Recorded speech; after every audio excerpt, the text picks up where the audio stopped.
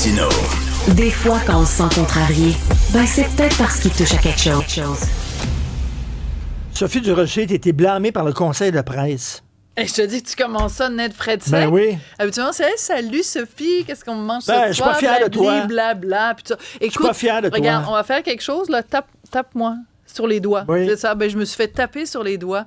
Mais je dis ça en riant parce que c'est tellement une farce. Qu'est-ce que t'as fait? Sébastien m'a demandé tout à l'heure, avant d'aller en onde, est-ce que tu as du visuel? Non, mais j'aurais dû lui demander de me sortir une petite musique de cirque. Il y a des gens qui se demandent pourquoi Québécois ne fait plus partie du conseil de presse. C'est exactement pour ce genre de raison-là. C'est du gros n'importe quoi. Puis, je suis très à l'aise de le dire parce que même quelqu'un d'aussi auguste dans la profession journalistique que Patrick Lagacé a déjà écrit un texte dans la presse pour dire à quel point il trouvait qu'il y avait des décisions vraiment gnochonnes qui émanaient du conseil de presse. Alors, si vous pensez qu'il y a juste nous qui trouvons que c'est du gros n'importe quoi, je t'explique la façon dont ça marche, le conseil de presse, c'est que vous, le public, vous écrivez au conseil en disant je voudrais porter plainte contre tel journaliste qui a dit ou écrit ou affirmé telle affaire. Puis là, t'as comme un comité de sages, comprends-tu? Ils se penchent là-dessus, puis ils pérorent, puis ils se réunissent, puis ils mangent des petits sandwichs, pas de croûte pendant des heures. Est-ce que la plainte est recevable? Est-ce que la plainte est recevable? Puis là, puis si c'est recevable, là, ils étayent leur décision, comprends-tu? Là, il y a quelqu'un que je nommerai pas, parce que je veux pas non plus faire de peine à cette personne-là, parce que manifestement, c'est quelqu'un qui a de la peine facilement, qui était très choqué parce que j'ai écrit une chronique à un moment donné sur le Salon du Livre de Montréal et je disais qu'il y avait une table ronde avec des woke. Puis là, je faisais la liste des gens qui participaient à la table ronde, puis j'ai dit, il y a une woke, puis il y a un woke.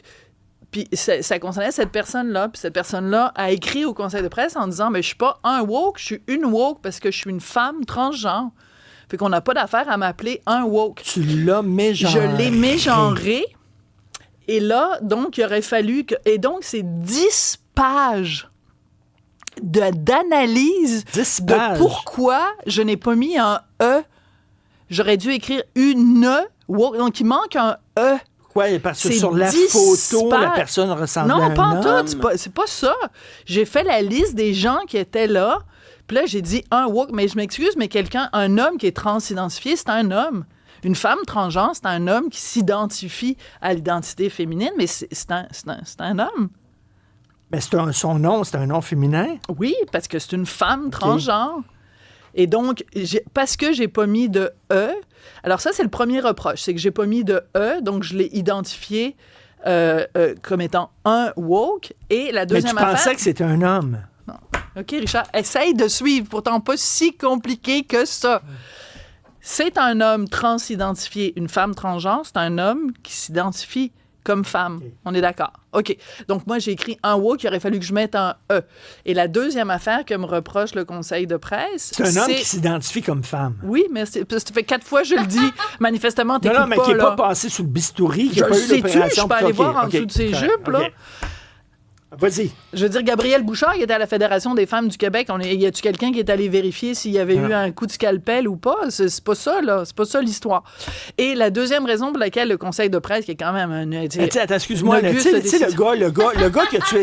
le gars qui a tué sa femme et ses 2 enfants. Oui, le gars qui a tué sa femme et ses 2 enfants. Voilà. Bazoul, je sais pas trop quoi.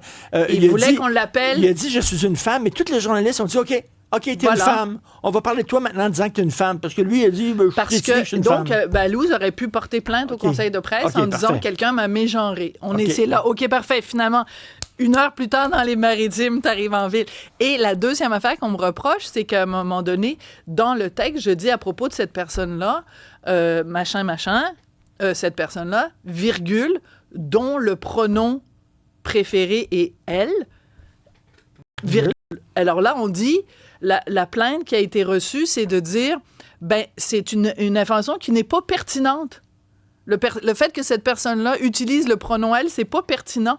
Selon le conseil de presse, tu n'as pas d'affaire à dire quelque chose à propos de quelqu'un si ce n'est pas pertinent à la cause.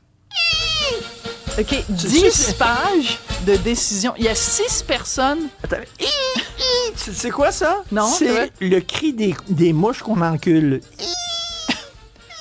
Mais fais attention parce que les mouches, est-ce que tu sais si c'est des filles, des garçons, des êtres non mais c'est de binaires? l'enculage de mouche, là. C'est de l'enculage de mouche. Donc, alors, et on utilise dans la décision du conseil de presse mégenré. Donc, mégenré. 10 pages. 10 pages de décision pour me blâmer moi, blâmer mes patrons.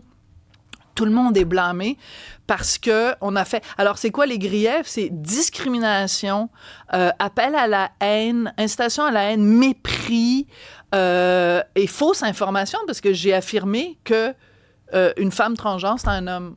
C'est de la fausse information. J'ai traité quelqu'un qui est une woke de un woke. Donc, il manque un mot. C'est une lettre. Si cette personne-là s'identifie comme femme, oui. Est-ce que tu n'aurais pas dû dire effectivement, OK, elle s'identifie comme femme? Fait que mais le pire, c'est que c'est dans la façon où c'est écrit dans le texte, je fais juste la liste des gens qui sont sur le plateau. Je dis juste un woke, une woke, un woke, une woke. Ben oui, c'est elle qui dit, oui, mais si vous regardez l'ordre... Tu la nommes pas? Je la nomme pas. C'est qu'elle dit, si vous regardez l'ordre, là, les gens vont pouvoir savoir que moi, elle est en train de dire que moi, je suis un woke. Cette personne-là est vraiment hyper sensible. Moi, j'aurais pensé que la personne aurait été super choquée que je la traite de woke. Non, c'est pas ça, c'est qu'il manque un E. Ça l'aurait pas dérangé de se faire traiter de une woke. Mais là, un woke, là, excusez-moi, là, on envoie une plainte, puis une lettre, puis tout ça.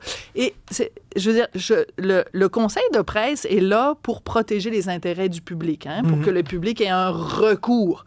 Mais tu sais, il y a des affaires graves qui se passent. Il y a des gens qui sont vraiment là, qui se font varloper, des informations fausses qui ont des conséquences. T'sais, mettons quelqu'un, dans un article de journal, se fait dire il a fraudé pour des millions de dollars, puis c'est pas vrai. Là, tu peux dire c'est diffamatoire, c'est épouvantable. Il y a des causes vraiment graves. Mais ça veut dire que... Mais là, il y a quelqu'un qui est roulé en boule parce qu'il manque un E. Mais c'est une excellente nouvelle. C'est une excellente nouvelle. Ça veut dire que le journalisme au Québec se porte bien. Si c'est la seule affaire qu'on a trouvée là, pour porter plainte, ça veut dire que le journalisme au Québec n'a aucun petit problème. Ben oui, parce que quand il n'y a pas de problème, on en crée. T'sais, on crée un problème. Puis, je m'excuse, mais tu peux pas me faire croire que quelqu'un a vraiment eu de la détresse psychologique parce qu'il manquait un E dans un texte ou qui était même pas, qui la visait même pas nommément.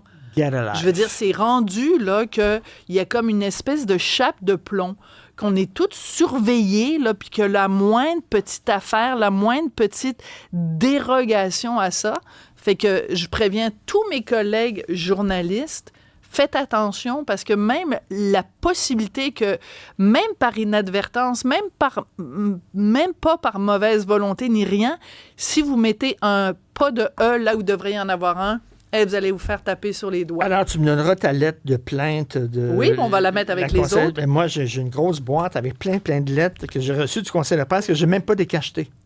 Parce que c'est ça. Je ne sais même pas les acheter. Je reçois, je mets ça dans une boîte. Je ne les ai même pas ouvertes. Mais j'aurais pu, mais c'est parce que maintenant, ils envoient ça par courriel. La semaine prochaine. J'apporterai ça, une boîte. Puis t'as ça à la maison ou tu l'as mis à l'entrepôt où tu as mis tout le bord de livres? Non, je l'ai à la maison. On va dire, dans le déménagement. J'ai une quinzaine de lettres du conseil de presse, je ne les ai même pas ouvertes. Mais c'est pour dire que cet organisme-là, qui pourrait être utile à différentes affaires, fait vraiment... Mais c'est une perte de temps. Merci, monsieur. Merci, monsieur. C'est une excellente nouvelle. Merci. Alors, merci à l'équipe formidable qui me soutient, me supporte, à la réalisation Sébastien Laperrière, à la recherche Max-Émile Sayer et Alexandre Moranville-Wallet, à la régie gardien du temps impitoyable Olivier Guillet, dit le géant, et à la mise en ligne Fred Bastien, l'homme à la voix testiculaire. Alors, Alex, on a une petite nouvelle insolite. Ben oui, hein, pourquoi pas, pour terminer l'émission, en ce début de semaine, lundi, on se transporte en Australie où il y a des parents qui ont eu toute une frousse, OK? Ils se dirigent vers la garderie pour aller chercher leur enfant, leur petit poupon d'à peine 1 an et quelques. Et là, l'enfant est pas là. Ils demandent aux éducateurs, ils disent, OK, il est où notre enfant? Ils trouvent toujours pas où est le petit coco. Et là, ils se rendent compte, il y a quelqu'un qui allume, qui dit, il y a un monsieur qui est venu le chercher plus tôt. C'est le grand-père d'un autre enfant qui, malheureusement, commence à avoir des problèmes cognitifs et il s'est trompé.